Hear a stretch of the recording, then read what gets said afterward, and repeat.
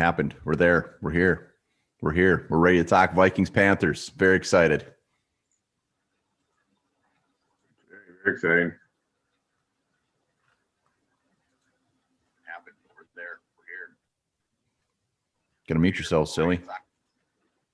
No, I'm just making sure it was working. See, look at all. What's that? 3 watching. The 2 of them are us. Hello.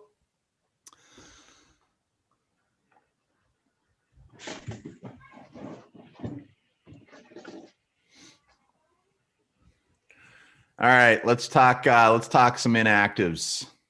What do we got shaking inactive wise? Well, the 2 that jumped off the screen to me were KJ Osborne, again, I believe being punished for some shitty play in recent weeks.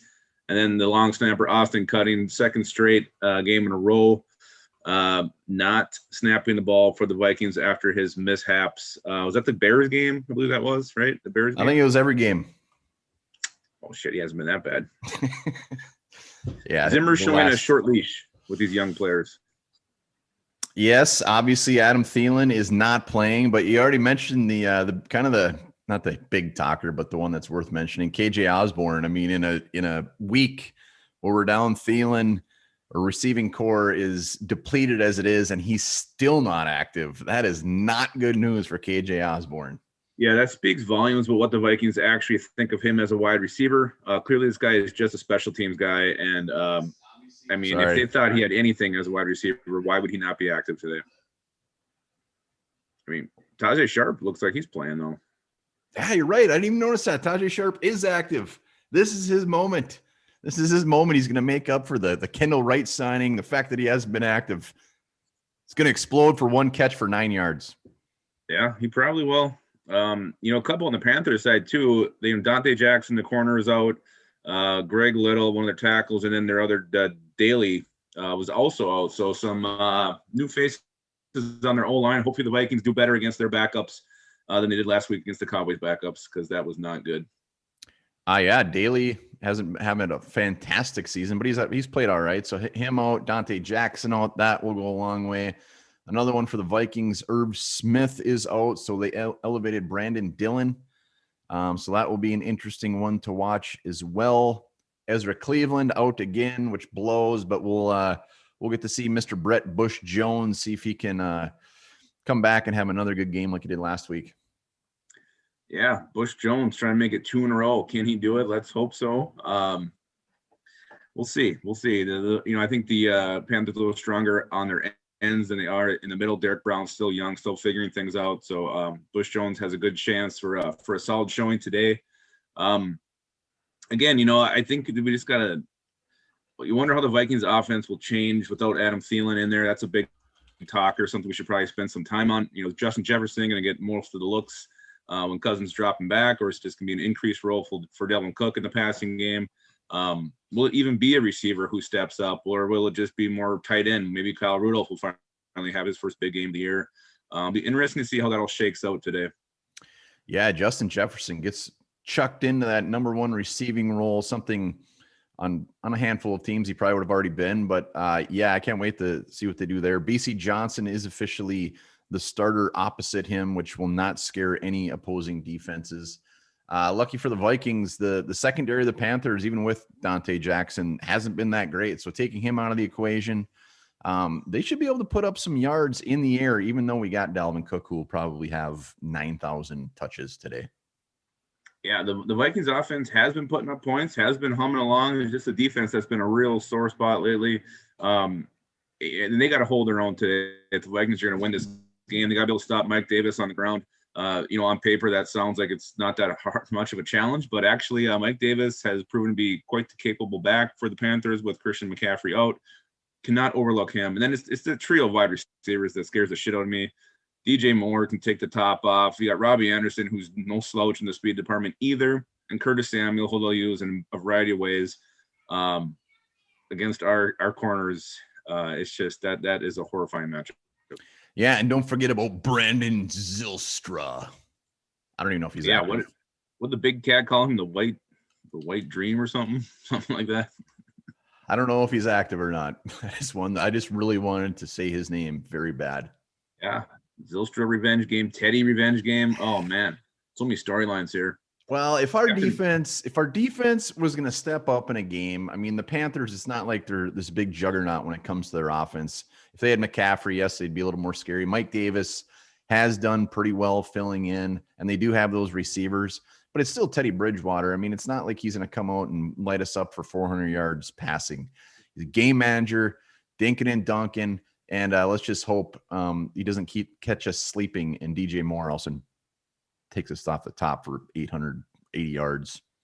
But you think Teddy's got a little bit in him where he wants to stick it to the Vikings, or was this a mutual split? Everybody was happy with how things panned out. I mean, Teddy did get paid down the road, so it's not like he lost any money.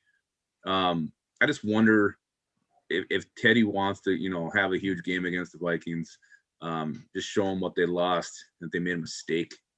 I think he's professed his love for Zimmer. I think that's a very mutual love fest still. But hell yeah, I bet Teddy comes out. I bet he wants to put up some points.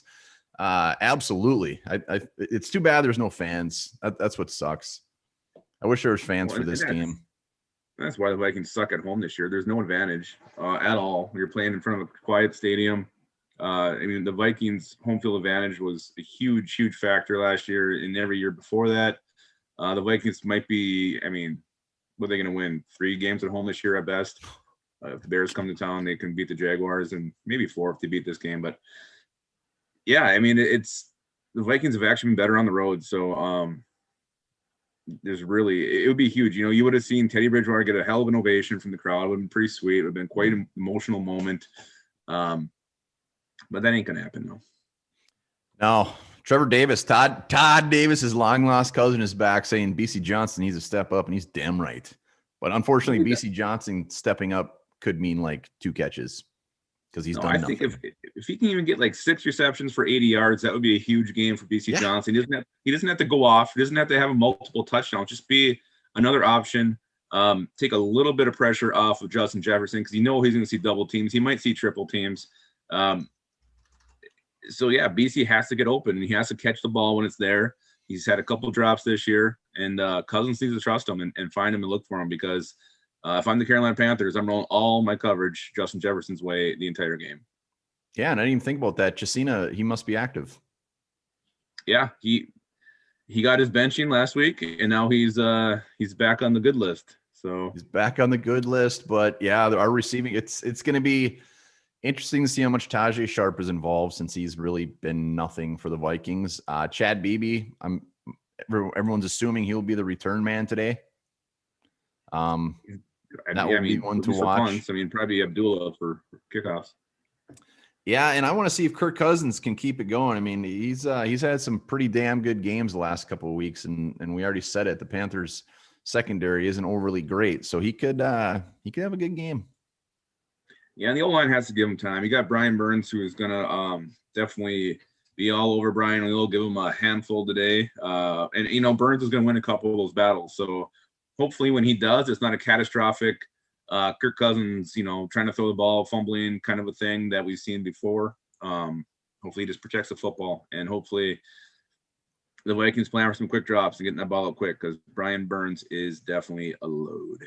Burns against Brian O'Neill. I can't wait to watch that one. Another thing for the Panthers is they had quite the defensive rookie class. I'm looking forward to getting a look at Mr. Jeremy Chin, who's getting tons of love. It'll be fun to watch him. Derek Brown in the middle. As long as we're stopping these guys, it'll be fun to watch them. Derek Brown in the middle, Troy Pride Jr. in the secondary, and Gross Matos. Yeah, a lot of fun talent, young talent on this Panthers defense. Derek Brown's a guy I'm curious to get a look at, just to see how he is. Definitely a guy I would have been interested in taking if we had that high of a pick.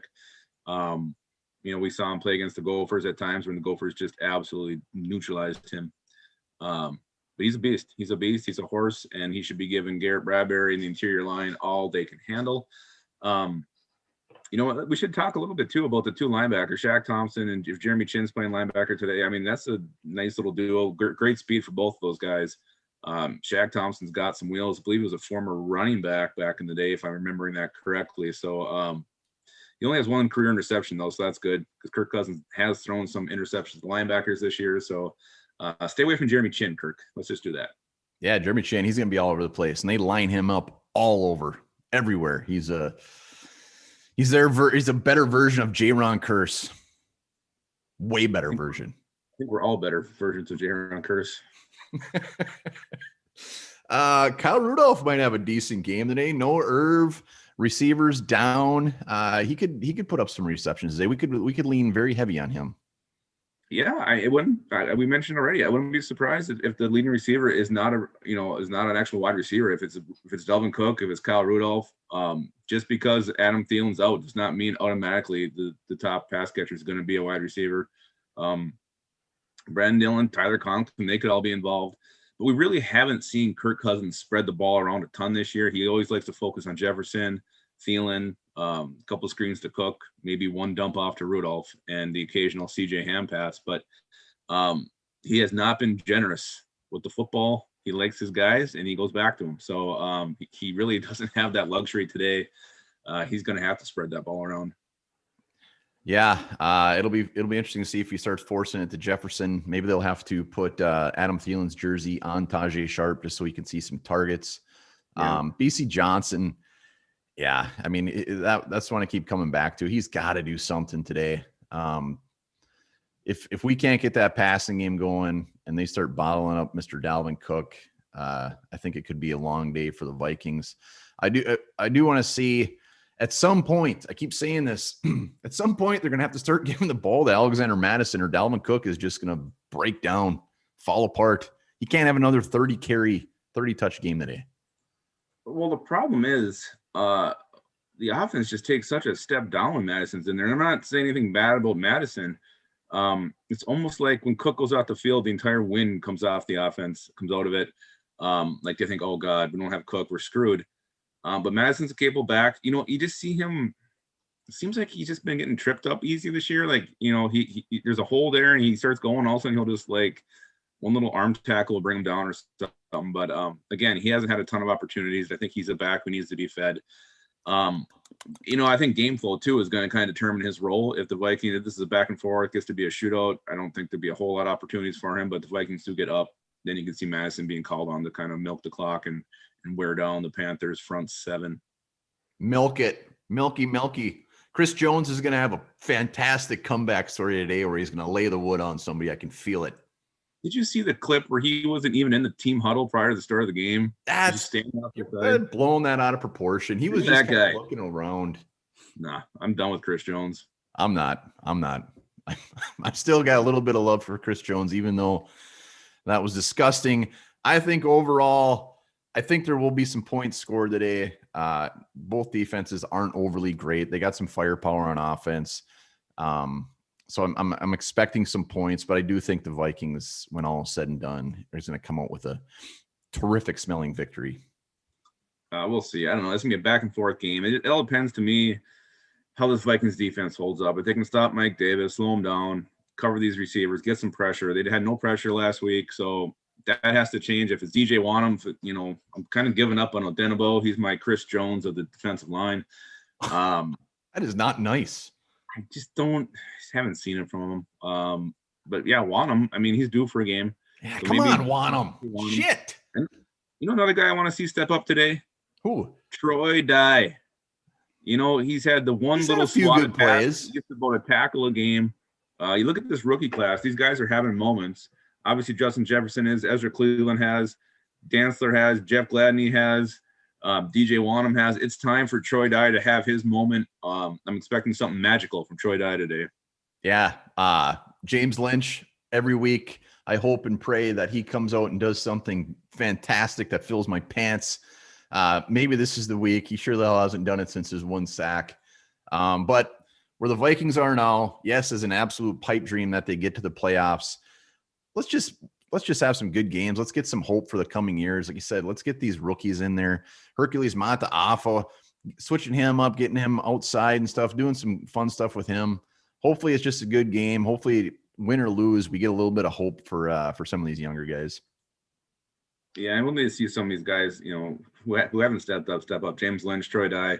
I want to see a good game from Cam Dantzler too. He hasn't really had that, aha game. And we know he had a great preseason. He's had some moments. He's a hell of a tackler, but in coverage, I want to see him step up. I want to see him swat some passes away, be on his guy. Even if the guy catches the ball, I want to see Cam Dantzler up in his face. We've seen it from Gladney, but we haven't really seen it that much from Dantzler, so he needs to step up as well. And maybe it's time we see Kyle Hinton. Just kidding. Oh my God. I wish. Yeah, let's get one of these rookie corners. Gladney, Dantzler, Harrison Hand. Let's get a pick. Let's get one of these guys to get an interception. It's time. Where has Harrison Hand been in the last few games? He has done nothing. He's been MIA. He can't be any worse than Chris Jones. I hope to see him over Chris Jones today. I don't want to see Chris Jones today. Yeah, I got it. Everybody's got that very, very clear. You do not like Chris Jones.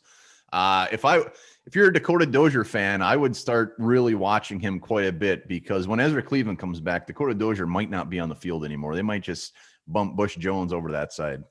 Wait, is there Dakota Dozier fans? You're damn right there is. This state is littered with Dakota Dozier fans. What do they call it? You're looking at one. Decoders. All right. Well, what's your we did it yesterday, but what's your final prediction? I think the Panthers were favored by 3.5.